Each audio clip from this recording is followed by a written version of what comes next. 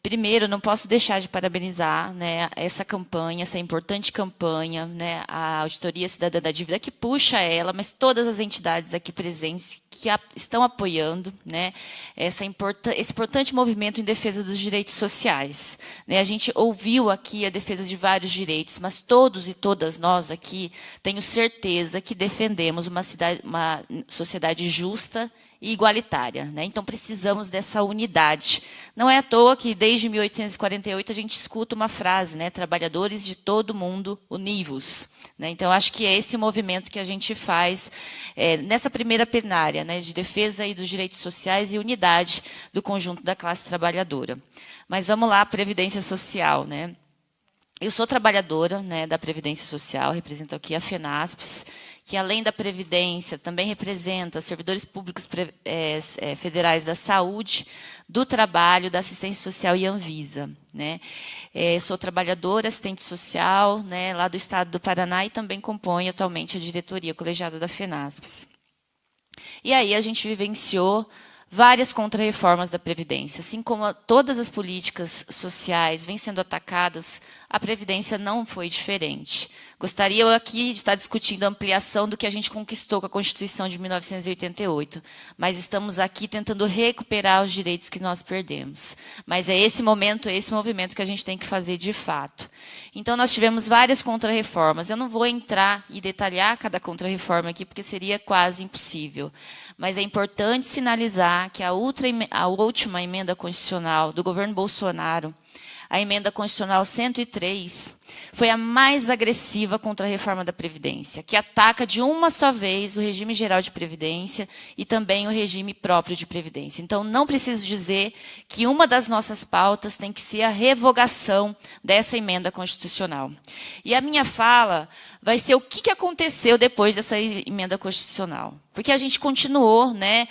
Eu não tenho dúvidas que a gente vivenciou uma silenciosa contra-reforma administrativa. Vencemos a PEC 32, ela não foi aprovada, e foi um movimento importante do FONASEF, das entidades sindicais, das centrais sindicais, mas houve uma contra-reforma silenciosa. E o INSS é um exemplo disso. E é sobre isso que eu quero falar. Né? Eu acho aqui que alguém já ouviu falar, né, do Meu INSS.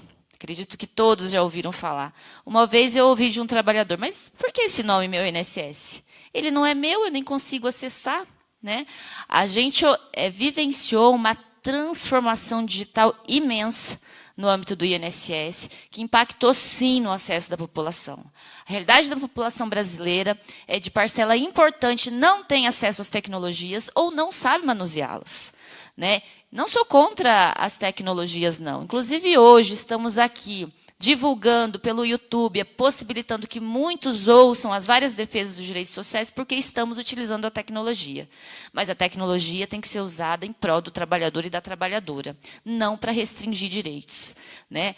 Não sou contra que tenha a existência de plataformas digitais no INSS, mas não pode ser a única forma de acesso. E isso aconteceu. Em um cenário que a gente teve uma perda de 50% de servidores e servidoras com as aposentadorias. Então, nós tínhamos, em pouco tempo atrás, mais de 40 mil servidores. Hoje somos, após o concurso do ano passado, de 1.000 servidores, 20.060 servidores. Então, reduzir é impossível, com um quadro de metade, de redução de metade do quadro funcional, atender uma demanda, né, do tamanho que é a demanda da Previdência Social. Hoje a gente tem 39 milhões de brasileiros que têm algum benefício da Previdência Social. Então, não é pouca coisa. É a maior política pública desse país e a gente tem que defendê-la, né, diz respeito a todos e todas nós. A transformação digital ela tem impactos no acesso da população, mas ela gerou também um impacto imenso para os e as servidoras do INSS. Então, com a redução do quadro, se usou dessa medida, né, das tecnologias para tentar, de alguma forma, sanar as demandas. Mas como foi feito isso? Intensificando o trabalho dos servidores, implementando metas e metas abusivas de produtividade, ampliando a jornada de trabalho. Hoje nós temos servidores no INSS que trabalham mais de 12 horas para cumprir metas, e são metas individuais de produtividade. A FENASP está com um levantamento com relação à saúde dos servidores, dadas diversas denúncias que os sindicatos vêm recebendo no âmbito dos estados, e a situação a situação é alarmante, gente. O quadro de adoecimento dos servidores, muitos com transtorno mental, inclusive situações de ideação suicida. Essa é a realidade dos poucos servidores que restaram no âmbito do INSS. E, junto com isso, os poucos servidores que restaram doentes, adoecidos, né, restringe ainda mais, impossibilita muito mais o atendimento à população. Então, as duas coisas estão relacionadas e eu avalio que também isso são medidas de contra-reformas. Tira 30 segundos.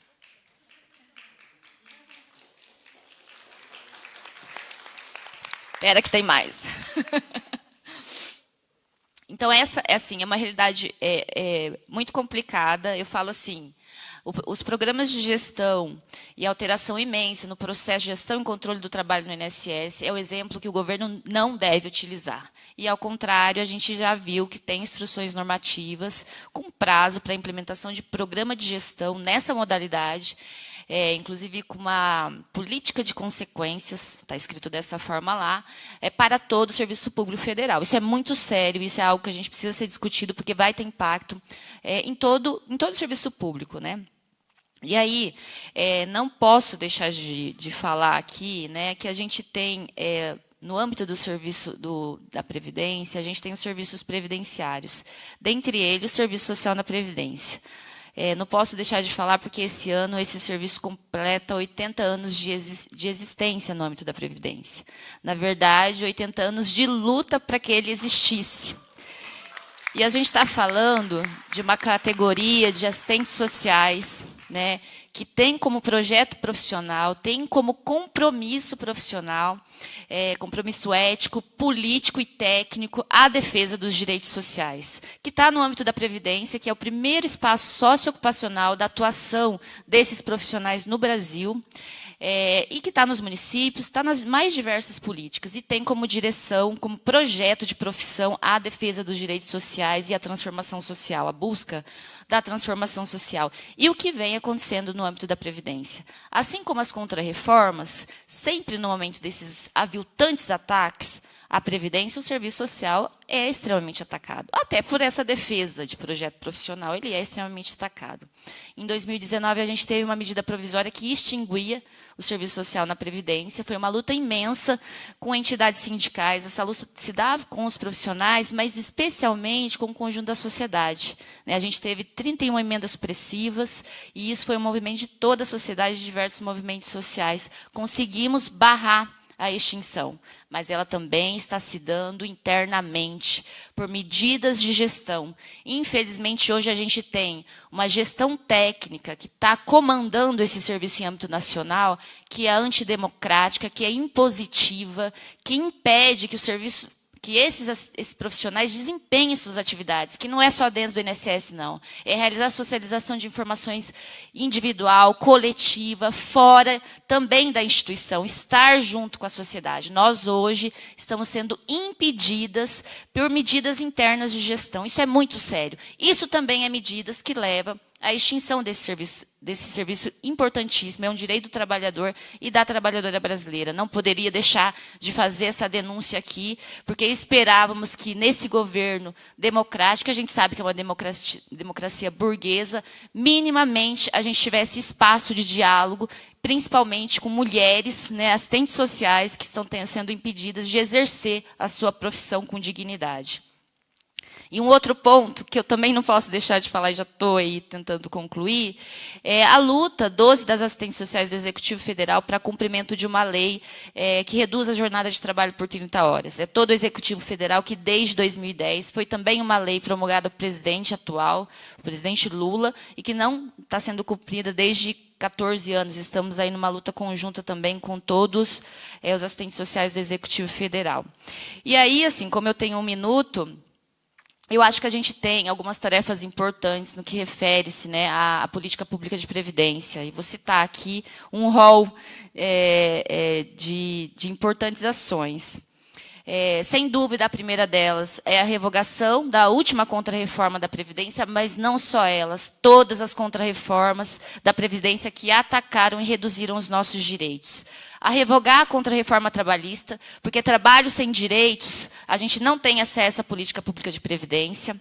A gente precisa reestruturar todo o INSS, as agências estão sucateadas, os próprios equipamentos, né? A gente fala da digitalização, mas o próprio INSS não investe nessas estruturas. A defesa do serviço social na Previdência enquanto o direito do trabalhador e o fim do assédio moral no âmbito do INSS, o cumprimento de um acordo de greve, fomos uma categoria que fizemos greve por mais de 60 dias no governo Bolsonaro e esse acordo de greve ainda não foi cumprido, a valorização da carreira é fundamental e já concluindo, a gente precisa revogar esse arcabouço fiscal. Com o arcabouço fiscal não tem direitos sociais e qualquer política que implemente um teto de gastos que impacte nos direitos sociais. E, por último, a gente precisa mudar aquele gráfico da Auditoria Cidadã da Dívida. A gente precisa fazer auditoria e direcionar os recursos que são do povo brasileiro, que é dos trabalhadores brasileiros, para os direitos sociais da população brasileira. Obrigada e desculpa ter passado um pouquinho.